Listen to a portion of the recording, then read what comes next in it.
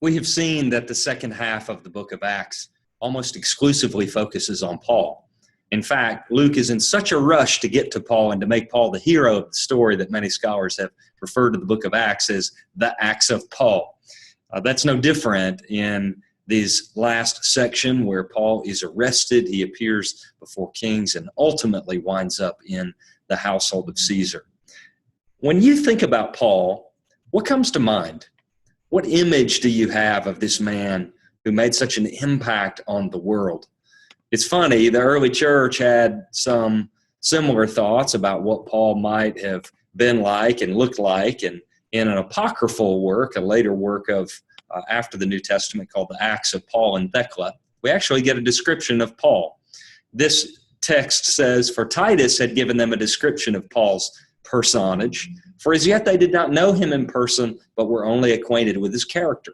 They went in the king's highway to Lystra and stood there waiting for him, comparing all who passed by with that description which Titus had given them. At length they saw a man coming, namely Paul, of a small stature, with meeting eyebrows, bald or shaved head, bow-legged, strongly built, hollow-eyed, with a large crooked nose. He was full of grace, for sometimes he appeared as a man, sometimes he had the countenance of an angel."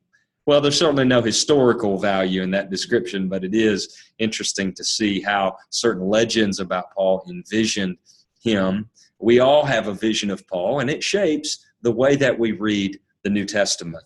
Several quotes indicate to us from leading scholars what an impact that Paul has had on the history of Western civilization. F.F. Bruce, a famous New Testament exegete, says, "Paul is one of the most significant figures in the history of civilization." James Denney, a British scholar, says, "He is the most important figure in Christian history.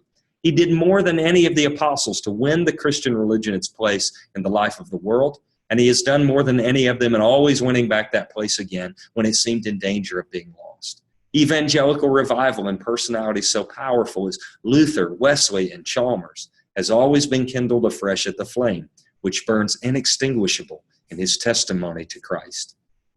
Anthony Dean says the influence of Paul the Apostle upon the history of mankind probably exceeded that at any other individual in any age. At the time of his conversion, Christianity was a nameless creed, accepted only by a small and inconspicuous group within the Jewish church. By the time of his martyrdom, some 30 years later, it had become a world religion embodied in an independent organization. In this form, it was destined to change the whole outlook on life of its inheritance, to revolutionize their moral code, to influence every social institution, and to reshape every political system. The consequences of this transformation have endured for 2,000 years. And finally, famous New Testament scholar James Dunn notes that Paul's status within the New Testament canon in itself gives Paul's theological writings the preeminence which overshadows all the Christian theologians who follow.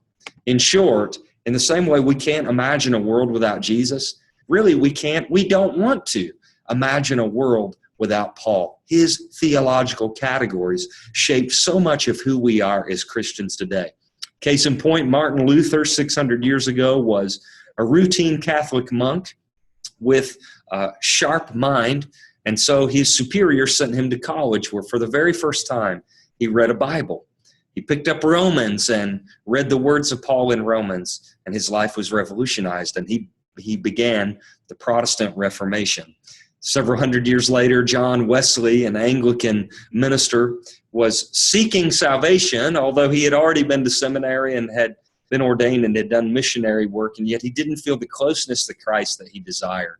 On a chapel in Aldersgate Street, in Aldersgate Chapel outside of London, he sat and listened to a reading of Martin Luther's commentary on the Romans. And in the introduction to that commentary, Wesley famously said that he felt his heart strangely warmed, and he knew that he had been redeemed by Christ.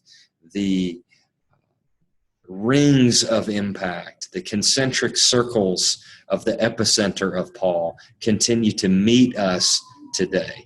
And in the last chapters of Acts, we see Paul the hero, Paul the one who stands before kings and governors and gestures with his hand and gives speeches.